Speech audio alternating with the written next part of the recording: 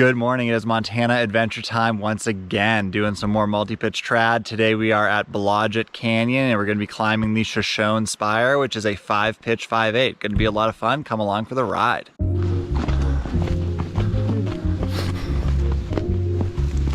The middle spire that's currently still in the shade is the objective for the day. Look, it's super beautiful. Hope that shade lasts, but I don't think that's going to be the case. And we're back to doing what we do best.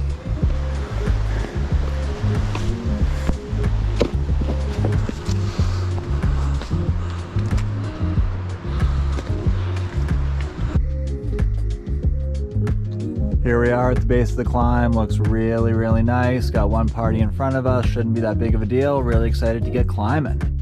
Thank you so much for tuning back in to this, which is the third and final installment of my Montana climbing adventures in the summer of 2023. It was another hot day with temperatures forecasted to be in the 90s, so we got a really early start. We saw that the spire was in the shade, so we tried to get to the base as quickly as possible because we knew that every second that we were climbing in the shade as opposed to the sun was going to make a huge difference. On the approach, Pete took the lead and maintained a very aggressive pace, and I was struggling to keep up. Pete used to be a mountain guide in Alaska, and that fitness really came out, and I was really surprised at how hard it was to keep up with him, but I guess that's what happens when you work in the industry. In between my gasps for air and having to look at my feet a lot to safely navigate the talus, I was still able to appreciate all these formations in Blodgett Canyon. They are unbelievable. These granite walls are just crying to be climbed. They have some great routes already and definitely have potential for many more, and I think that this area really flies under a lot of people's radar, and it's definitely worth a visit if you're ever in the Missoula area and want to do some multi-pitch trad climbing. Now to talk about the route. We did the south face on the Shoshone Spire, which is a 5-pitch 5/8 plus according to Mountain Project. Pitch number 1 started out pretty tame with about 20 feet of 5/6 so that you get in a good gear placement before immediately hitting that 5/8 to 5/8 plus level, which came in the form of this lie-backy hand crack. It's about 25 feet and it's not too bad, but I found that the feet on the right side of the wall were just a little slick, so it wasn't super confidence inspiring, so I overgripped slightly to make up for that.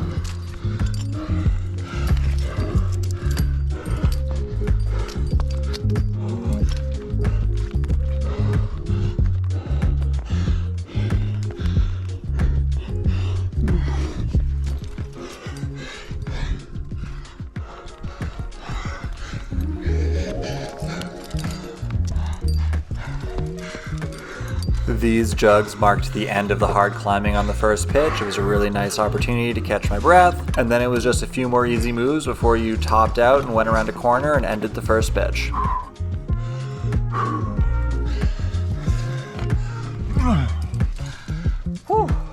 Topping out was pretty easy. You had good holds. The only downside to coming around this corner was that all of a sudden I was getting blasted by the sun, so we tried to move as fast as we could. The rest of this pitch was really easy. It was an alpine romp on granite, 5/4 and below, just easy to move. Take the rope as far as you want to go to end the first pitch, and then get ready for the second one. Fine.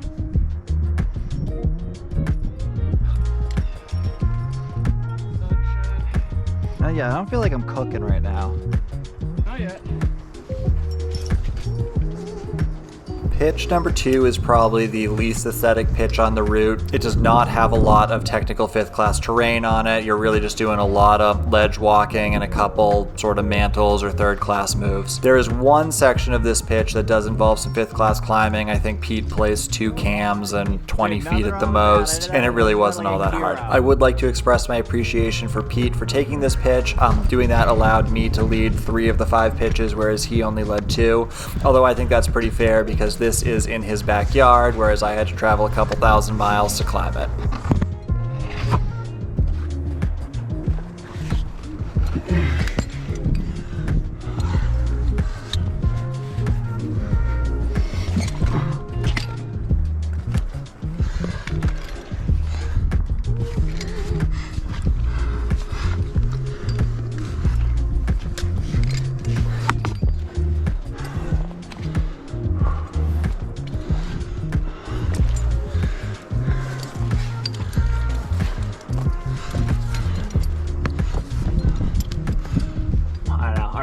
Next up, it was my turn to lead pitch number 3, which is the crux pitch.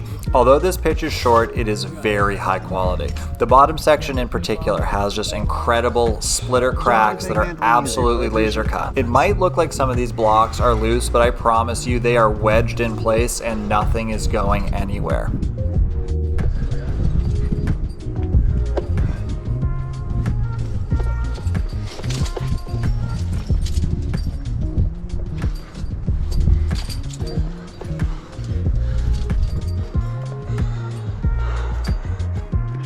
Jam like isn't great. Ooh, but that jug is. Fuck.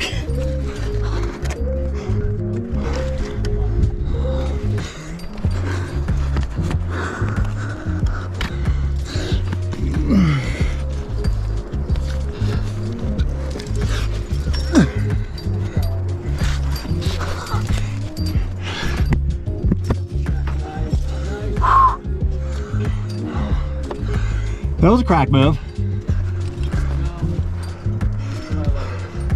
That's why you love it. Jug City. The crux move really comes down to just pulling a bulge in the middle of this pitch. And honestly, it's really not that hard. You go from being kind of under this small roof to getting your head around the corner. And the holds are okay when you're pulling, but it's not that bad. The cracks are a little shallow, so you can't really like get a good hand jam. So you kind of try to use the creases sort of like jugs, and they're a little slopey, so it doesn't feel really secure, but that's only for about a move. Once you've pulled over the roof and you're established, you have about 30, 40 more feet to go to get to a nice ledge at the start of a crack system that leads to the super mega pitch number 4. Up and over like a hero. You look great right now. Nice, dude. Yeah, this pitch is a little bizarre. Look at you keeping it 5th class.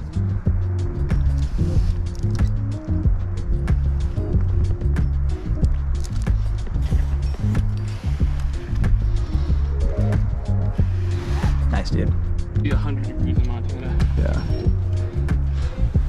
Hanging out, top of pitch 3. Super, super beautiful in the valley. Oh, yeah. Pitch 4 was probably my favorite pitch of the climb, as it is long, aesthetic, and very sustained. The position's really nice now that you've done 3 pitches of climb and you're really up there, so you're starting to feel the exposure, which is always a lot of fun. This pitch is also very, very long. You'll see Pete at the very end where you kind of roll over into a little alcove, but it was most of the 70-meter rope, which is always nice. And it was also very sustained. That was the one thing I found very interesting about this route, is it gets that A+ rating for that one move pulling the roof, which I really didn't think was all that bad, and it really ignores the hundreds and hundreds of other feet of climbing that is like 5% easier. I found this to be slightly challenging mentally because, I kind of spent so much time psyching myself up for that crux move that I sort of thought the route was going to be over at that point, but it really wasn't, as there was a lot of crack climbing that still had to be done that was all at the 5/8 level.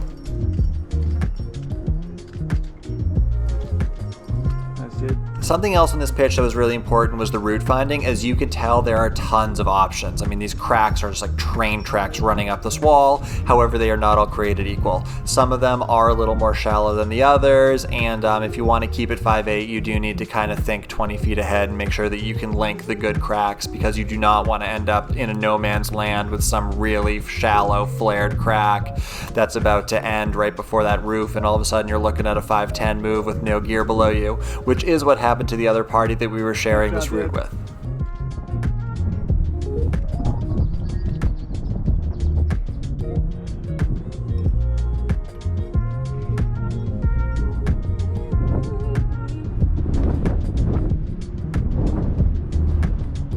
When it was my turn to follow, I tried to scamper up that route as quickly as possible, which is something that I was taught many, many years ago as the follower's job. But in all honesty, Pete had done most of the heavy lifting in terms of the route finding and the gear placement, so I really had nothing to do but just get up there as quickly as I could. It was starting to get hot at this point. I had been baking on that ledge for a while I was waiting for Pete to do pitch number 3, and then while he led pitch number 4. So I was ready for a little bit of shade, and I was told by Pete that there was a little in that alcove, so I couldn't wait to get up there, and that also contributed to my motivation to move fast. I did really enjoy this pitch though, especially the upper half. It's pretty vert, pretty sustained, the position's spectacular, and I just really enjoyed being up there. And I think following took a little bit of the edge off. You know, I could put my mind at ease a little bit, and it was great to just move across some beautiful rock in a beautiful area.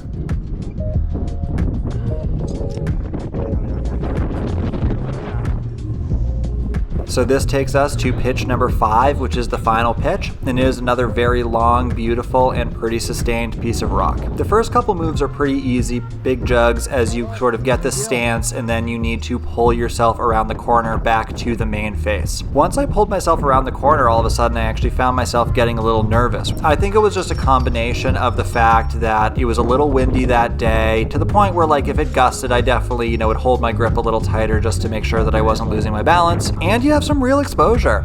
I mean, looking down, like you were 400 or 500 feet up on a pretty sheer cliff face, and I was feeling that, and it got in my head a little bit. I found this pitch to be pretty sustained, to be honest.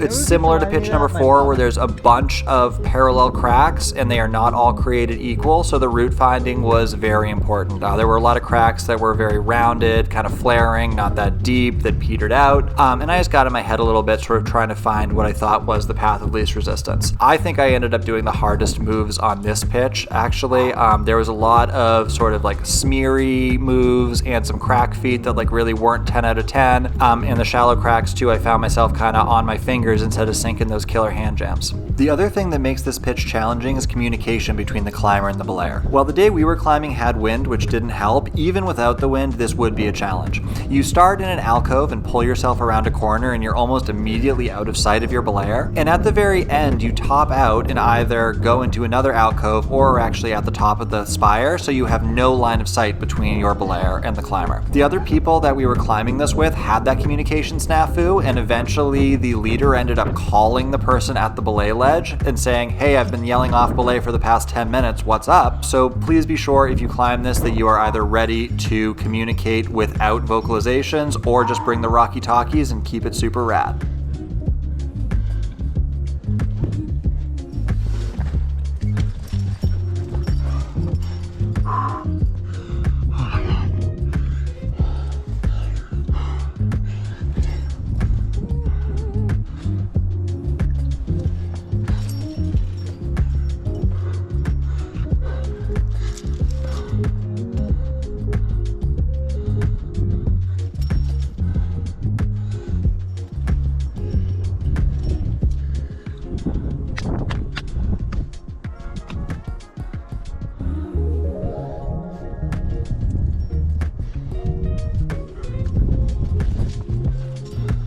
The last couple moves on this pitch were very hard, and I made them way harder due to my lack of technique in specialized trad climbing applications, namely chimneys and wide cracks.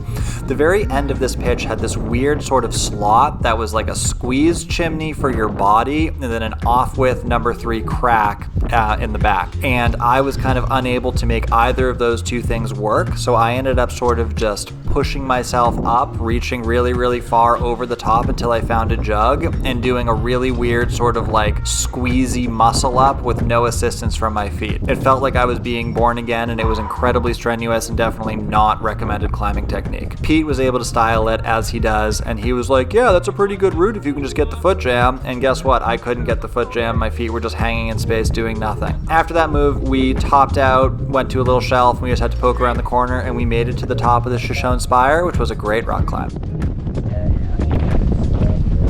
Here we go. Nice, dude. Good job, man. Nice, dude. Yeehaw! High point.